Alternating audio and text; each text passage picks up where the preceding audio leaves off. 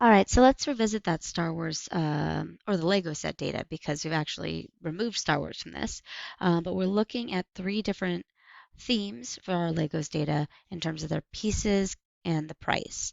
And we can see here it looks like most of the points that are colored green are on the lower end here in terms of like below the other ones, and our blue, these city themed sets are a little bit higher.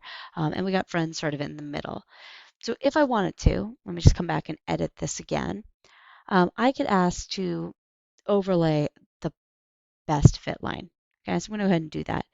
And because I have this grouped by different sets, we can see there are three distinct best fit lines. There's one for City, there's one for Friends, and there's one for Ninjago. They all seem to have similar intercepts, but very different slopes. And so I just want to kind of point out what would happen if we didn't recognize what was happening here and have a bunch of different things, a bunch of different things is a bad word, a bunch of different regression lines for each of our different subgroups. If we hadn't done this group by theme and we had just fit a single line to this, we would have this one sad line. And we would think this is going to do a pretty good job of predicting the price of a set. And so if we were going to, okay, let's use this line to predict the price of a set, we could imagine that, let's go back one more time and turn back on that group by. I wish I could leave just this one polynomial, but it's not even letting me see what the actual equation is, and I'm too lazy to go make a regression line.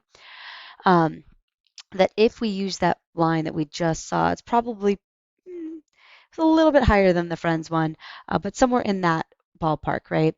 And if we use that line, we are going to overestimate every price of a set for Ninjago and underestimate every price of a set for City. So our predictions will be off pretty consistently, which is a reason we really want to be careful about combining subgroups in a particular analysis if there is some categorical variable we think might be involved in the relationship. We should at least do this type of analysis to just see, does there appear to be any sort of difference in that pattern depending on those subgroups. Now, if that particular extra variable is numeric, we'd have to do something very different, but still, we need to be looking at sort of all the variables at once to see, is there any sort of relationship that we need to be accounting for beyond just this sort of simple linear regression.